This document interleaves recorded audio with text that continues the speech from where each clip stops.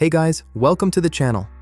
I was sitting here the other day thinking about something that's been pissing me off for years now. Why the hell are all our favorite games, movies, and TV shows getting forcefully injected with dumb and perverse social and identity politics? I'm talking about massive legendary franchises like House of the Dragon, Harry Potter, God of War, Lord of the Rings, The Last of Us, you name it. These are beloved stories with enormous dedicated fan bases. They know we're going to hate them for it, but they desecrate them anyway.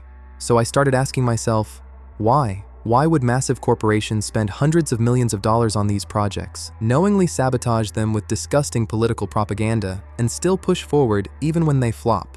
Because let's be honest, most of these woke remakes, reboots, and new titles are complete garbage and underperform. The only logical explanation here is that there has to be an agenda. This can't be about money anymore. These people have unlimited money. They can print it, they can move it through governments, shady organizations, NGOs. Profit is not the main objective for them. The main objective is using these extremely powerful cultural brands to push something much bigger and sinister than entertainment. They're not stupid. They know exactly what they're doing. They're targeting the next generations, especially kids between 6 and 14 years old, the young ones who are most vulnerable to propaganda. What about the older fans, you ask? Well, they don't care about us. We're already programmed in their eyes. But the kids? They're blank slates. Think about it. How many of us born in the 90s and earlier regularly watch movies from the 60s or 70s? Almost none. The new generation growing up with these modern adaptations will think that HBO's Harry Potter is the real one, that Rings of Power is the real Lord of the Rings, and so on. The original versions will feel old, outdated, and irrelevant to them. And with that, everything positive we learned from those stories like honor, merit, courage, beauty, good and evil gets erased and replaced with their so-called modern values. The worst part of this is that they're rubbing it in our faces while doing it.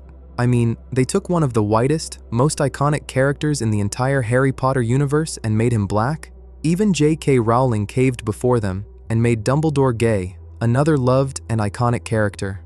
The backlash was massive, but they didn't care. They kept going. Show after show, movie after movie, game after game.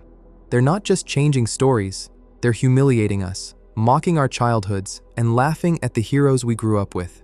That's not just woke or progressive, that's evil. Now, the question arises, who's actually behind this? Well, on the gaming side, we have consulting companies like Sweet Baby Inc., professional activists who get paid to inject these terrible ideologies into games whether it fits or not. Then you have the big corporate investors and their ESG mandates. They pump money into studios and then demand control over the creative direction, forcing political and cultural changes, even if the story is set in medieval Europe or a sci-fi future. They couldn't care less about historical accuracy, logic, or a source material. And yes, even major government agencies are part of it. It has been documented that the CIA and other intelligence agencies have played a role in shaping certain films and television shows, whether by influencing narratives, promoting particular viewpoints, or embedding subtle messaging. One of the most notable examples often cited is Operation Mockingbird during the Cold War, a CIA program associated with media influence and information control. Even the Pentagon plays a role. In exchange for providing military equipment, access to bases, and personnel for film productions, the Department of Defense often receives script approval, giving it considerable influence over how the military is portrayed on screen.